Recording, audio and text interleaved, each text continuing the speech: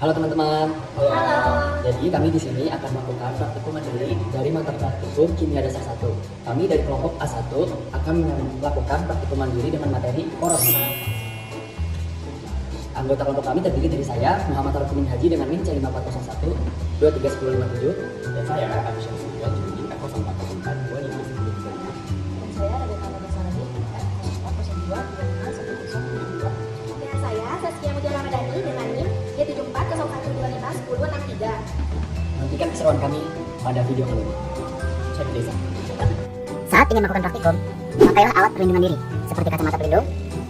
Untuk yang memakai kerudung, masukkan kerudung ke dalam gas lab. Lalu pakailah sarung tangan latex.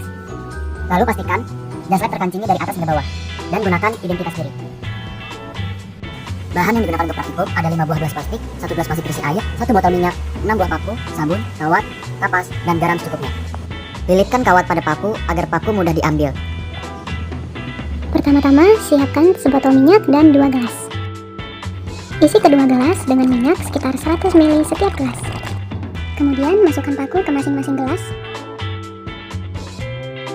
Dan tutuplah salah satu gelas menggunakan plastik dan karet. Siapkan alat dan bahan.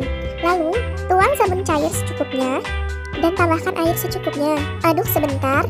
Jika merasa larutan masih kurang, tambahkan kembali sabun dan air sebanyak yang diinginkan. Selanjutnya, aduk rata hingga sabun benar-benar larut dan larutan terlihat homogen. Selanjutnya, siapkan 1 buah paku dan gelas plastik yang telah terisi air biasa. Lalu, masukkan paku ke dalam gelas. Halo, sekarang kita akan lihat hasil dari gelas minyak tertutup dan juga gelas minyak terbuka.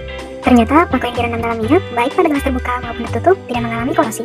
Hal ini terjadi karena lapisan minyak menutupi permukaan paku, sehingga udara dan air tidak dapat bersentuhan langsung dengan logam.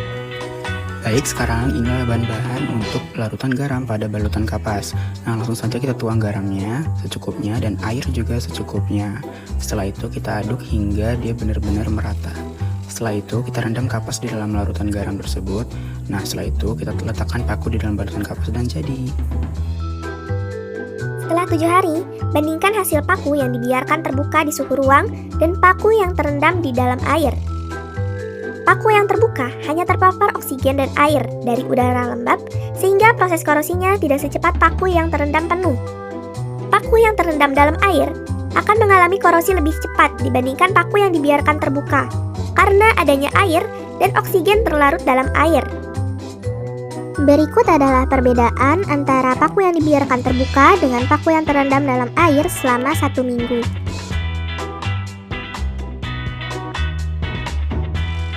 Halo, sekarang kita akan lihat hasil dari gelas minyak tertutup dan juga gelas minyak terbuka. Ternyata paku yang direndam dalam minyak, baik pada gelas terbuka maupun tertutup, tidak mengalami korosi.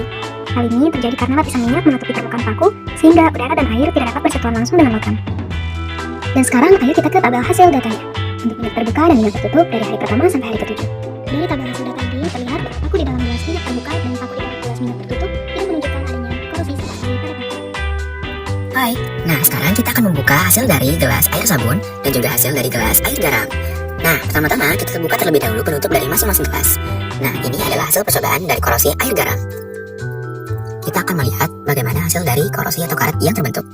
Oke, nah sekarang kita akan melihat hasil dari percobaan gelas air sabun. Oke, kita terbuka terlebih dahulu penutupnya. Dan seperti inilah hasil dari karet atau korosi yang terbentuk pada air sabun. Oke, sekarang kita lanjut pada tabel hasil data korosi dari hari pertama sampai hari ke-7 untuk larutan garam dan larutan sabun. Nah, hari pertama, mereka keduanya tidak memiliki reaksi apa-apa, sehingga kita tuliskan minus. Nah, pada hari kedua, keduanya mulai bereaksi dan memiliki korosi, walaupun hanya sedikit. Nah, sama halnya dengan hari ketiga. Nah, untuk hari keempat dan hari kelima juga sama. Mereka memiliki karat yang lebih banyak dari hari kedua dan hari ketiga. Oke, tetapi garam lebih berkarat daripada air sabun. Nah, hari ke-6 dan hari ke-7 memiliki hasil reaksi yang sama, yaitu semakin berkarat dan semakin berkarat. Jadi, beginilah praktik tentang korosi yang sudah kita lakukan. Ia menunggu hasil penelitian selama 7 hari Dengan hasil korosi yang bervariasi. dan juga barang-barangnya mudah loh untuk digunakan di rumah. Nah, semoga video ini dapat bermanfaat bagi kalian semua dan selamat Selamat mencoba. mencoba. See you. See you.